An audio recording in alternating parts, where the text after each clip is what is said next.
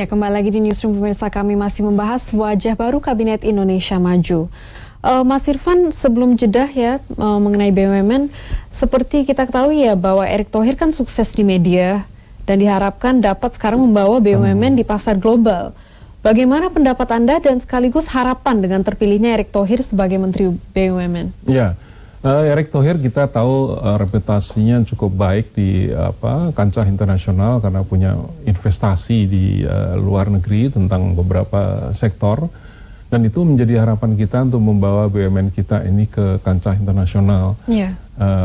Tapi kita harus ingat juga daya saing negara kita saat ini juga tidak sepenuhnya baik, bahkan kecenderungannya indeks daya saing kita menurun. Yeah. Demikian juga dalam soal ease of doing business, mengenai kemudahan berbisnis Indonesia yang beberapa tahun terakhir peringkatnya menaik dari 106 ke 91, tapi tahun terakhir ini turun lagi.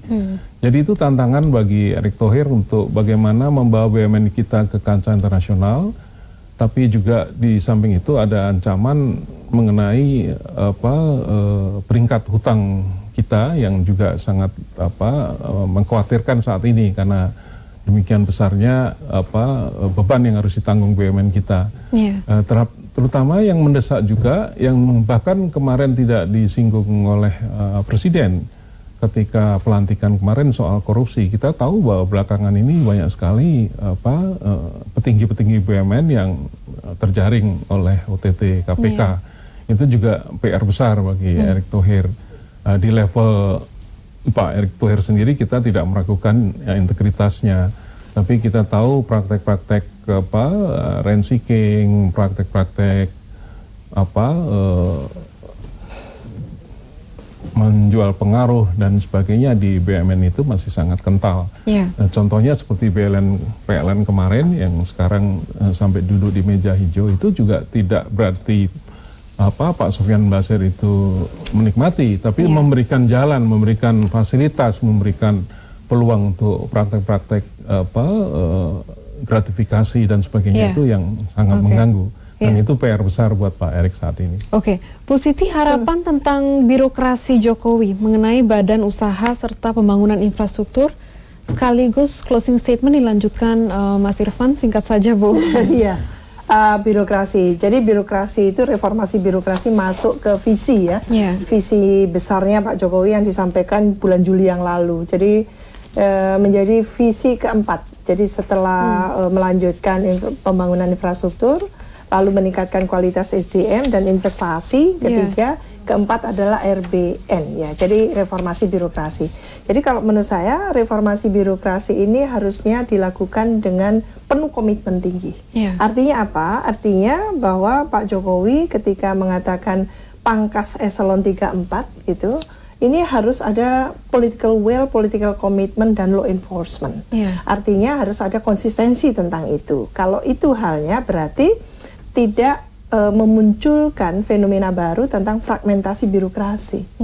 Memang logikanya, rasionalnya, birokrasi kita itu tidak gemuk di nasional. Karena apa? Karena kita sudah mempraktekkan atau menjalankan otonomi daerah, desentralisasi, yang urusan-urusan itu sudah didaerahkan. Ketika urusan-urusan didaerahkan, di pusat ini memang birokrasinya harusnya ramping. Kalau di dalam peraturan disebutkan eksplisit maksimal 34, mestinya juga tidak dipenuhi semuanya 34.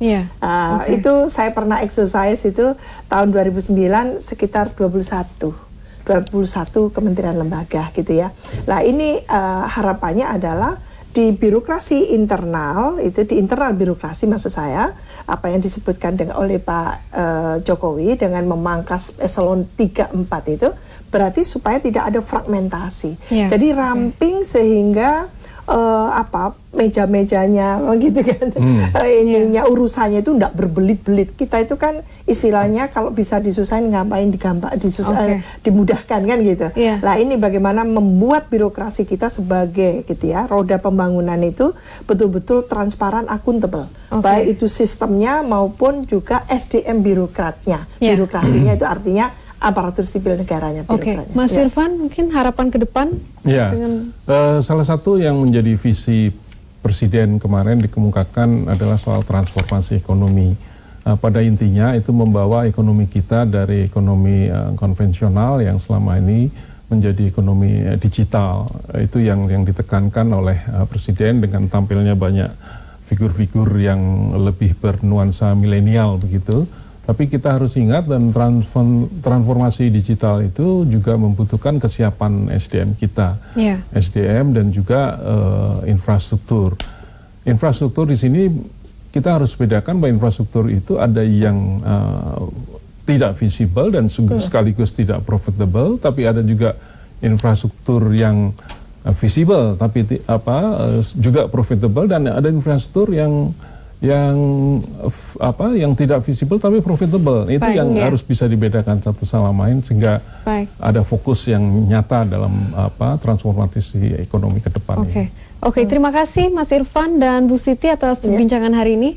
Dan pemirsa, informasi lainnya akan kami hadirkan usai jeda berikut. Tetaplah di Newsroom.